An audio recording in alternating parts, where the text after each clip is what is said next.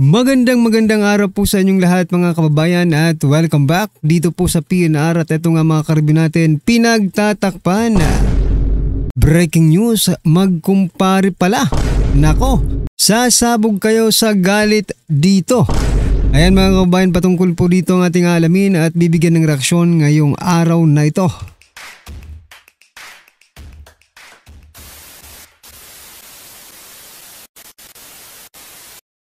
So mga kabayan, bago po natin simulan to, isang like at isang subscribe lang po dito sa ating channel ay maraming salamat po. At eto na nga, bago po natin simulan to, bago po natin i-play ang video nito, pasadahan po muna natin ang mga nagte-trending na mga balita dito po sa mundo ng social media at unahin na po natin to. Nako, eto mga kabayan, sasabog kayo sa galit. Sabi po dito, sabi po sa post ni Atty. Rowena Guenzon, no? Kasi itong si President Bongbong Marcos Jr. mga kabayan ay namigay na po ng ayuda dyan po sa Cebu. Sabi po dito, ang binigay natin ngayon ay 5,000 sa partially damaged na bahay at 10,000 pesos naman para sa fully damaged na bahay. Nako, ano yan BBM magtatayo ng bahay-bahayan. Oo nga ang presyo ng bilihin sa panahon mo, golden age tulad ng bukang bibig ng loyalista. Nako, namigay na po pala ng pera. No, pera po pala ang kanilang ipinamigay, pinamudmod sa mga nasalanta ng bagyo. Grabe naman ito Kung ang korupsyon ng pag-uusapan natin, trilyon po. Tapos dito po sa mga nasalanta ng bagyo, paano sila makakapagtayo ng bahay kung 5,000 at saka 10,000 doon sa na fully damaged, no? Sa haligi pa lang mga kaubayan, kulang na po yung 10,000 na yan, di ba? Sige, ganito na lang po mga kaubayan, no? Subukan kaya nating baliktarin ang sitwasyon. For example, sila ang nasalanta, tayo ang magbibigay sa kanila ng 10,000 or 5,000 pesos para ipatayo ulit, no? Para makatulong na makapagsimula uli ng kanilang bahay. Makakaya kaya nila yon mga kaubayan? Diba? Napaka-imposible po ng 10,000 na yan. Nako, bakit hindi nyo na lang po bigyan sila ng pabahay talaga? Diba? Yung 10,000 na yan, grabe naman kayo, Mr. President. Ano yan? Bahay-bahayan? Di ba? Anyway, talagang nakakagalit, no, mga kaubayan. Kasi sapagkat, pagdating po dito sa flood control corruption, no, trillion po ang pinag-uusapan. Di ba? Pero, pagdating naman po sa pagtulong sa ating mga kaubayan, tinitipid ninyo. Sa pagnanakaw, hindi ninyo tinitipid. Di ba? Wantusawa ang pagnanakaw ninyo pero pag di ba? Wantusawa ang pagnanakaw pero pag pagbibigay ng tulong limited lang. Nako po, kakaiba kayo Anyway, ano po ang inyong masasabi diyan? I-comment niyo na lang po mga kaubayan at eto pasadahan din po natin ito. Sabi po kasi dito ni Soto, no? Isang beses lang si Romualdez nabanggit kaya hindi ko alam kung gaano kahalaga na humarap siya sa Senado. Aray ko po. Pare! Yeah? Magkumpare pa lang hinayutak na ito No? Isang beses lang. Kahit isang beses lang yan na mention, still, no? Kahit, malay mo, isang beses nga lang nabanggit yung pangalan, no? Pero siya naman po ang may pinakamalaking partisipasyon sa pagnanakaw. Diba? Sa panayam ni Pinky Webb sa Billionaire News Channel, tinanong si Senate President Tito Soto kung gaano kahalaga para kay former Speaker Martin Romualdez na humarap sa investigasyon. Sagot niya, he's only been mentioned once, so I don't know. I would not have fairly good judgment of how important that would be. Aba, kumpare. Kumpare, lusot ka na dito, kumpare. Ako na bahala. Ganun ba 'yon? Di ba? Huwag ganun. 'Di ba? Wag ganun, Mr. Senate President, no? Kahit isang beses lang 'yan, no? Kung siya naman ang makakapagbigay linaw sa lahat ng korupsyong ito, bakit hindi mo? Ang purol din ng utak ng Senate President natin, no? Oh. Sa bagay, hindi po ito attorney, pero kahit naman hindi ka attorney, 'di ba? May isip mo pa rin, teka lang. Kahit isang beses lang nabanggit ito, malay mo, ito ang susi sa lahat ng kaguluhang ng kalokohang nangyayarang ito, di ba? Iba po kasi mga kababayan ang political stand, no? Ni Soto. That's why. Nakikita nga na natin, sabi nga natin ng iba, di ba? Sabi ng mga netizens, tuta Soto kasi parang tuta daw ni Romualdez itong si Soto. Ano po sa palagay ninyo mga kababayan, ha? I-comment nyo na lang po at eto, pasadahan din po natin to mga kababayan. Sabi po dito ni Representative Jervil Luestro. Ito si Luestro, ha? Kinasuhan na po ito sa ombudsman mga kababayan. Martin Romualdez, pinakamagaling na speaker sa kasaysayan. Aba, niloloko mo ba kami? Diba? Kung magaling na speaker yan, bakit kaliwat ka ng investigasyon natin ngayon about corruption? Diba? Baka ganito ang ibig sabihin ni Luestro. Si Martin Romualdez ang pinakamagaling na speaker, ang pinakamagaling magnakaw na speaker sa kasaysayan ng Kongreso. Ha? Pinakamagaling magnakaw? Ano bang ibig mong sabihin, Luestro? Pinakamagaling mag-ano? Ha? Kasi yun ang naiisip namin pinakamagaling na magnanakaw, di ba? Sa kasaysayan po. Wag mo nang utuin ng taong bayan, mismo nga ikaw May kaso ka ngayon dyan sa ombudsman dahil sa overpriced na cat's eye, mga cat's eye. Kung ang iyong iniidolo ay si Romualdez, malamang magnanakaw rin ito. Diba?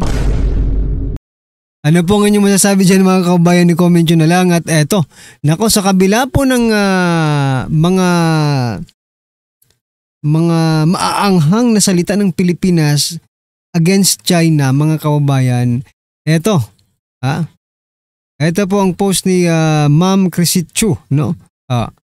Meron palang foreign country na nag-donate goods, hindi cash. Ayan mga kababayan, isusumin lang natin, mga Chinese, Chinese national from China, mga kababayan, no? Nag-donate po, sa Pilipinas ng mga goods, di ba? Hindi po pera dahil alam po nila baka kurakutin lang mga ano na lang, mga pagkain, mga dilata yata ito no? Mga tubig, no? May nababasa ako, Wilkins yata ito. Tubig po ito yata. At mga pagkain, mga survival essentials, di ba? Hoy, kumusta naman?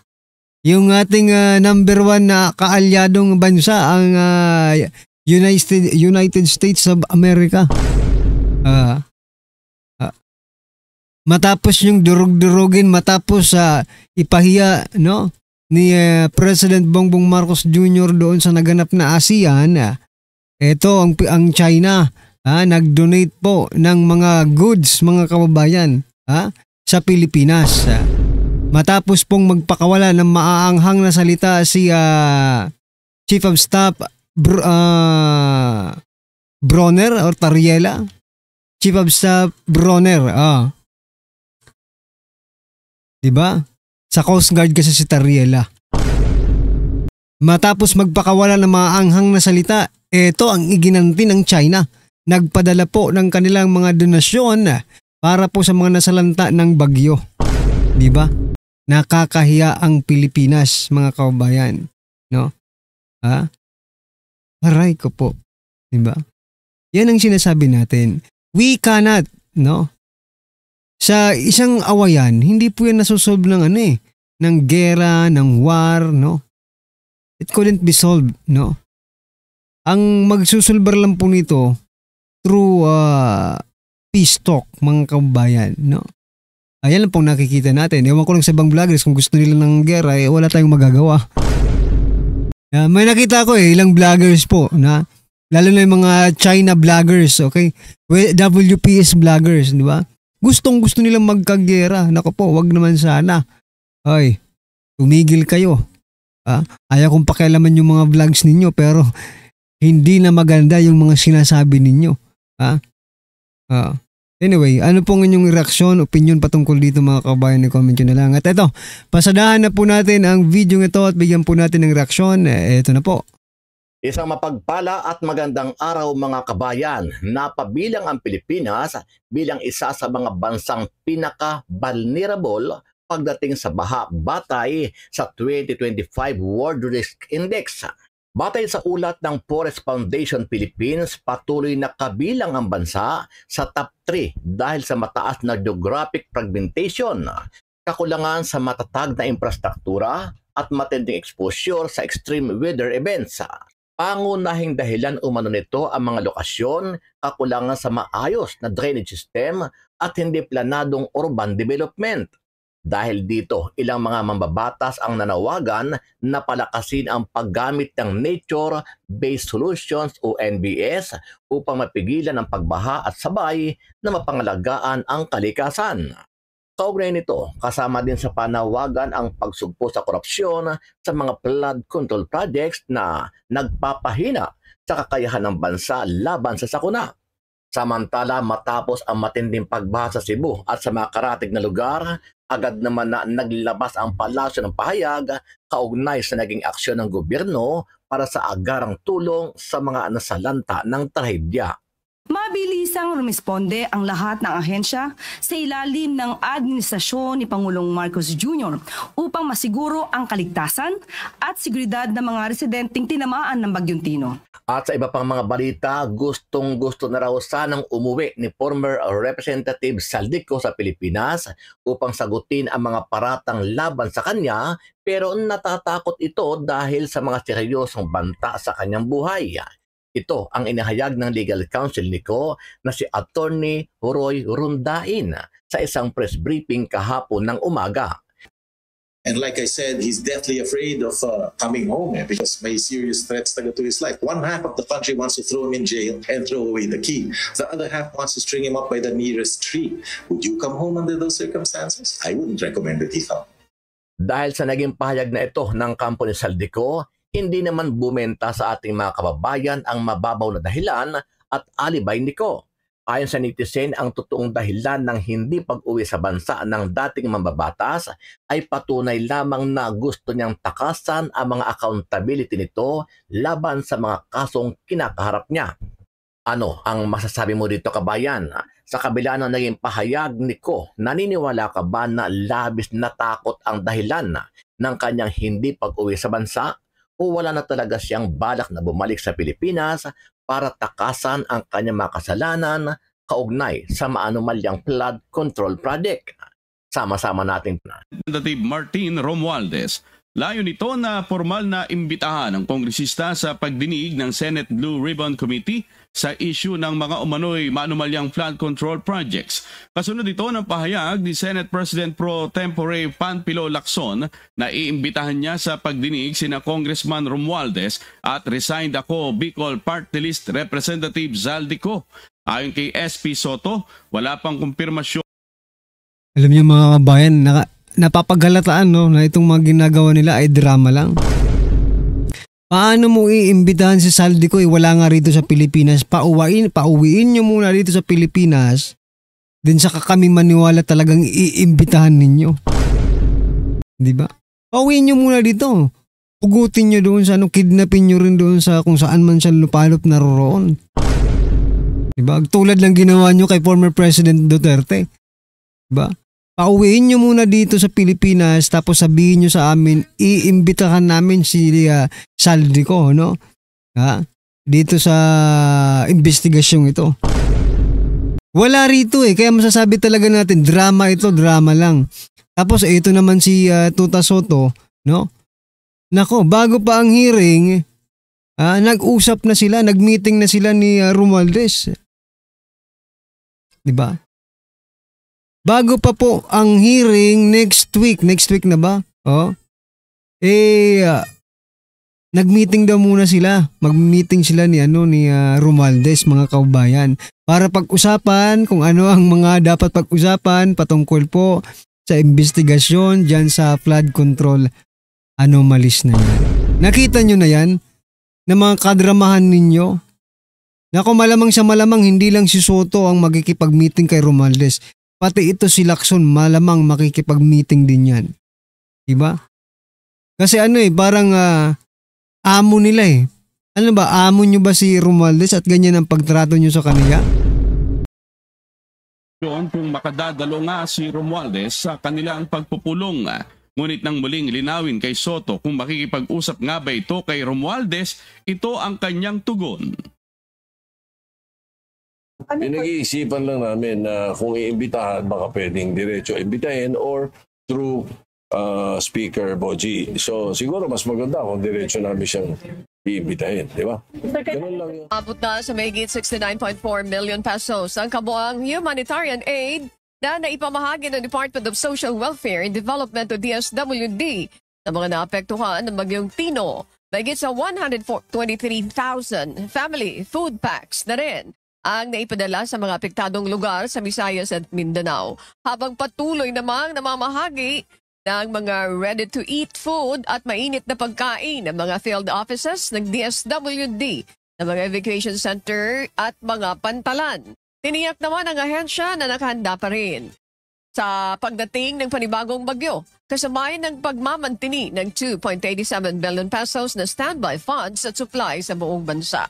Tiniyak ng Malacanang na walang patid ang pagtugon ng mga ahensya ng pamahalaan sa mga lugar na matinding naapektuhan ng bagyong Tino. Mabilisang rumisponde ang lahat ng ahensya sa ilalim ng administrasyon ni Pangulong Marcos Jr. upang masiguro ang kaligtasan at seguridad ng mga residenteng tinamaan ng bagyong Tino. Kailangan mo talagang sabihin sa ilalim ng administrasyong Marcos? Talaga kasi kayo ngayon eh. You don't have to say ganyan palagi, no? Claire Castro. Parang pinamumukha mo na palaging galing kay President Bongbong Marcos Jr. Anyway, it is good na gumagalaw na sila ngayon, although late na po mga kaubayan, pero at least meron pong gumagalaw, Ang hindi lang natin matanggap yung balita na sinasabi ni Attorney Rowena Guanzon na 10,000 para sa partially damaged at 5,000 para sa partially damaged at 10,000 naman sa fully damaged na mga bahay. Nako po. Paano sila makakapagsimula sa mga ganyang ganyang kaliit na pera, mga kaubayan. Ang mahal-mahal na po ng mga bilihin ngayon eh. Well, anyway mga kaubayan, ano po ang inyong opinion, reaction patungkol po sa video ito? I-comment nyo na lang po sa baba. Maraming salamat po.